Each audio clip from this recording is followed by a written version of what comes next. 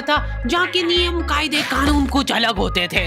इस जेल के कैदी डेली अपने घर से बस्ता टांग के यहाँ पे आते हैं दिहाड़ी करने। कई माँ बाप उनके बच्चों को खुद इस जेल में फेंक के जाते हैं ताकि उनका बच्चा जिंदगी में एक सक्सेसफुल दिहाड़ बन सके। दरिंदे रोक दे बच्चा। मैं अपनी दिहाड़ी करने वैन से जाता था। हमारी वैन वाले ड्राइवर का नाम था भैया जी और उसकी वैन का नाम था मैजिक, जिसका हर दूसरे दिन टायर पंचर हो जाता था। बच्चे लोग स्कूल जाके पढ़ना सीखे ना सीखे टायर पंचर बनाना जरूर सीख जाते थे। लेकिन भैया जी से मेरा अलग अटैचमेंट था। उनसे मेरे को दिल से नफरत थी। ये आदमी सुबह 5 बजे आके मेरे घर के सामने हॉर्न बजाता था। अरे भैयू, ओए भैयू, जल्दी से तैयार हो जा बेटा, 5 मिनट में निकलना है फटाफट। 9 बजे का स्कूल है यार हमारा। लेकिन ये आदमी सुबह सबसे पहले आके मेरे को लेता था। उसके बाद हम 3-4 घंटे पूरे शहर भ्रमण पे निकलते थे। शहर के पूरे आखिरी कोने से बच्चे ले लेके आता था ये आदमी।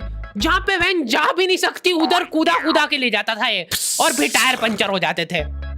शाम पड़े वापस से हमको घर घर छोड़ के आता था ये। जिंदगी बर्बाद कर दी थी भैया जी ने मेरी।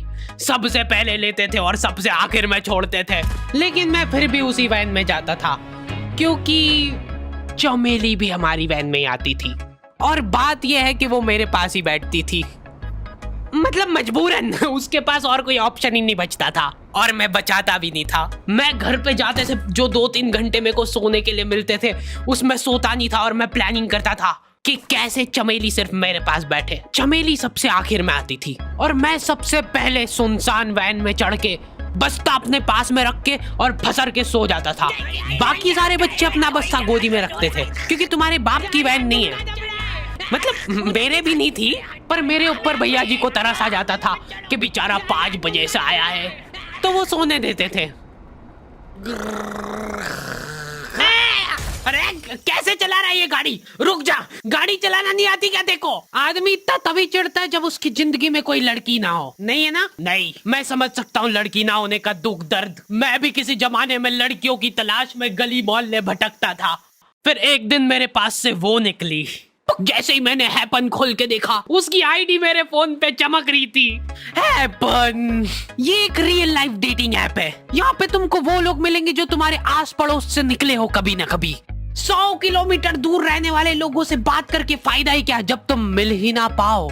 और अगर तुम्हारी घिनौनी शक्ल देख के यहाँ पे तुमसे कोई प्यार मोहब्बत नहीं भी करता है तो तुम फ्रेंडशिप तो कर ही सकते हो फिर भी। So go and check it out happen. Link is in the description. लेकिन मैं सोता नहीं था। मैं आंख बंद करके चमेली के घर का इंतजार करता था। तो क्योंकि चमेली आखिरी में आती थी तो वैन पूरी पैक पुक हो रखी होती थी। बच्चे बाहर उबल रहे होते थे और मैं अपना बस्ता पास में रख के एक्टिंग देखो एक्टिंग। और जैसे ही वो आती थी, हड़बड़ाना नहीं, ऐसे टाइम पे हड़बड़ाते नहीं है कि फटाफट बैग उठाया और आओ इधर बैठो जल्दी। मत करना ये हरकत, भाग जाएगी वो। ठरक नहीं झलकना चाहिए जरा सिक भी, एकदम सटल रखना है। क्या हुआ? और कहीं जगह नहीं है क्या? तेरे मुंह में मूत दूंगा मैं। अच्छा ठीक है, इधर ही बैठ जाओ। देख रहे हो एक्टिंग देखो तुम लौंडे की। ना जाने कौन सी नशीली खट्टी मीठी खुशबू लगा के आती थी चमेली। आज तक उसकी खुशबू है मेरी नाक में। मैं वो खुशबू का पूरा मजा ले ही रहा होता हूँ, इतने में एकदम भभका बास आती है निकाह से। जैसे ही मैं बाहर झांकता हूँ, मरा हुआ कुत्ता पड़ा है वहाँ पे। एक काली कार सूख करके निकली और मेरे बच्चे को मार दिया। कैसे करके निकली? शूक। ऐसे नहीं निकली थी, मैं यहीं पे खड़ा था, वो कार आई थी और जैसे ही वो बच्चा नीचे आया तब वो खड़ा, वो बच्चा चिल्लाया और फिर कार शूक करके भाग गई। उधर कुछ बच्चे ऑटो रिक्शा से भी आते थे स्कूल। ऐसा लगता था कि पूरे स्कूल के बच्चे इस एक ऑटो रिक्शा में ठूस ठूस के ले जाता है वो। ये ऑटो वाले और भैया जी दोस्त थे और अब ये बीच सड़क पे रेसिंग लगवा रहे हैं। इनकी गाड़ियां उबला रही है बच्चों से, पर फिर भी नहीं मान रहे ये लोग। नहीं जीतूंगा।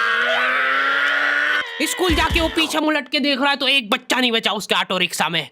हमारे भैया जी बेचारे पीछे से उनके गिरे हुए बच्चों को उठा उठा के ला रहे थे। ये सब हरकतें करके हम लोग जैसे तैसे कैद खाना पहुंच जाते हैं।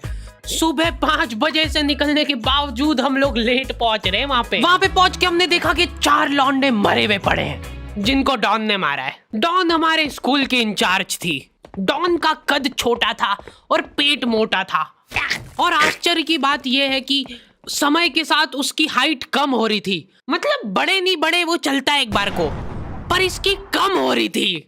डॉन बहुत स्ट्रगल करके कार से स्कूल आती थी खड़े होके, क्योंकि बैठ जाए तो उसको सामने की सड़क नहीं दिखती थी। वो अलग बात है, खड़े होके भी पूरा नहीं दिखता था। हर रोज 2-4 कुत्ते कुचलते हुए आती थी वो। फिर मेरे को समझ आया कि रास्ते में जो कुत्ते दिखे थे वो डॉन इस कैद खाने में छत पे बैठी रहती थी स्नाइपर लेके। कोई भी कैदी कुछ गलत गतिविधि करता हुआ दिखता था तो वहीं पे, मैडम इनकी लाश का क्या करना है? अरे ये तो आपको पता ही है। कहाँ रह गए थे यार झमू दीदी, फटाफट ये खून वून साफ करो।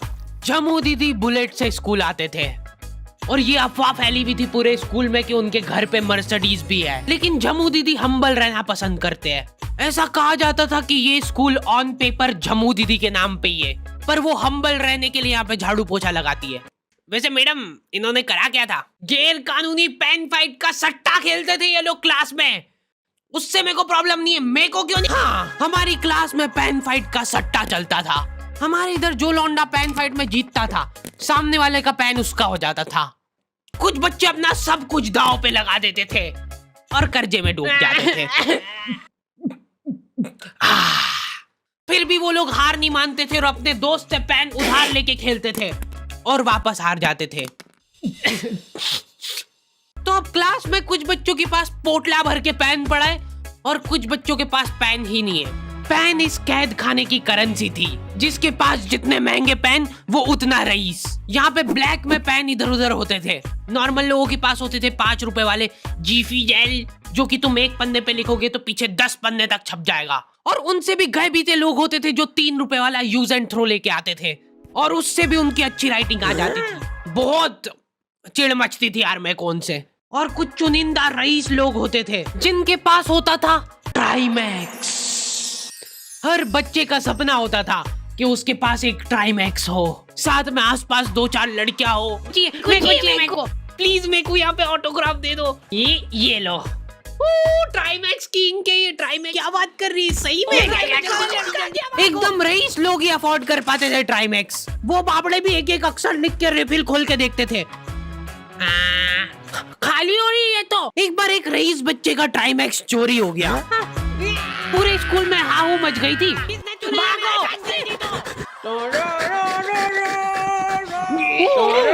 देखो, उस दिन हमको पता चला कि वो आदमी दौड़ भी सकता है। हमारे स्कूल में कुछ भी कांड हो रहा है, ये आदमी सबसे पहले दौड़ के आएगा, पूरा बैग खोल चोर, और बच्चों के बैग चेक करेगा। स्कूल वालों को भी इसकी सैलरी देते वक्त सबसे ज्यादा आखरती है। सैलरी किस चीज की? इस आदमी की शक्ल देख के ऐसा लगता था कि ये स्पोर्ट्स की आड़ में वैन वालों के साथ मिलके बच्चों की स्मगलिंग करता है। इस महान आदमी का नाम था भूषण। इसने अपनी जांग पे टैटू करा रखा था, भू अलग जांग पे, सड़ अलग जांग पे। सर कल से खो खो खेलने के लिए कितनी बजे आना है? वो तो बैग चेक करा पहले तू। इन्होंने पूरे कैद खाने के कैदियों को लाइन से खड़ा कर दिया है। पेन हमारी क्लास के बच्चे का गुमा है और पूरे स्कूल में ढूंढ रहे हैं लोग। आखिरी में पता चलता है कि वो बच्चा घर पे भूल के आ गया था उसका पेन। सॉरी बेटा, एक फेट में मुंह देगा।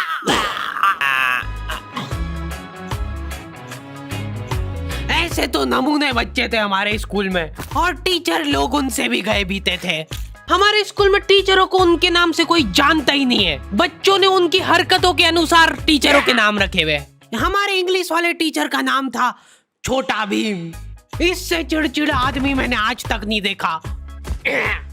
छोटा भीम की हॉबी थी लड़कों को कूटना।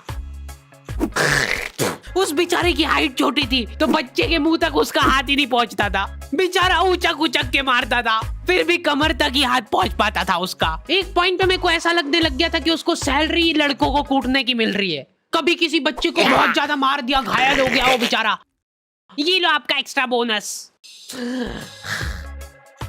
होमवर्क तुम्हारा बाप करेगा क्या? सर मेरे पापा मर गए थे। तू भी मर जा। ये लो। अरे वाह, नहीं चल रही, सांस तो नहीं चल रही है। हाँ कंफर्म मर चुका है ये। ओह ये लो आपका प्रमोशन हो गया है। लड़कियों से उसका अलग अटैचमेंट था। कौन सा परफ्यूम लगा के आई हो?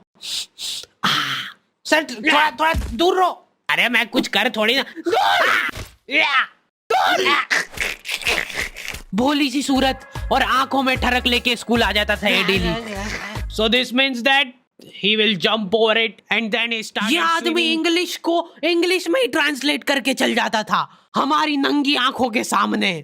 इधर वॉशरूम में मौत का नंगा नाच मचा रखा था लॉन्डो ने। 4 लॉन्डे दिन भर वॉशरूम में जाके खड़े हैं, कुछ भी नहीं कर रहे वो लोग वहां जाके। उनको बस मन की शांति मिलती है वहां जाके। अगले दिन उन चारों ने प्लानिंग करी, कुछ तो प्रोडक्टिव करते यार वहां जाके। अगले दिन वो सब पानी की बोतल लेके गए। अब वो पानी पी पी के हाथों हाथ मूत रहे हैं। और ये टीचर लोगों को प्रॉब्लम क्या है, बच्चे अगर वॉशरूम जा रहे हैं तो एक गया है तो अभी दूसरा नहीं जा सकता है। क्यों? तुम्हारे घर की लेटरिन थोड़ी ना है वो कि एक टाइम पे एक जना यूज कर सकता है। मान लो वो 2 जने अगर वॉशरूम में मिल गए तो वो क्या कर लेंगे ज्यादा से ज्यादा? भाई यहाँ का बल्ब निकाल लेते हैं ना। हाँ निकाल लो, फीस भरी है अपन ने। लॉन्डो को ऐसा लग रहा है कि इन्होंने फीस भर के पूरा स्कूल खरीद लिया है। 10 लॉन्डे कॉरिडोर में छाती चौड़ी करके चल रहे हैं प्रिंसिपल के सामने। प्रिंसिपल को इग्नोर कर रहे हैं ये लोग।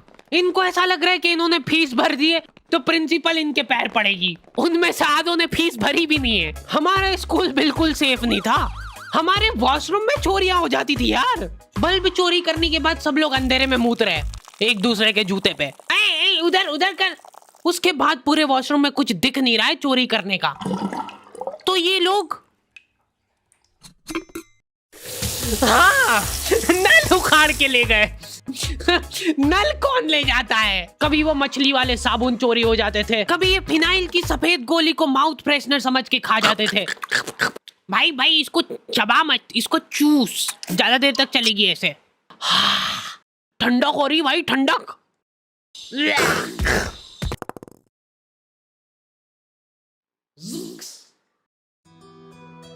ओके तो दी एंड हो चुका है।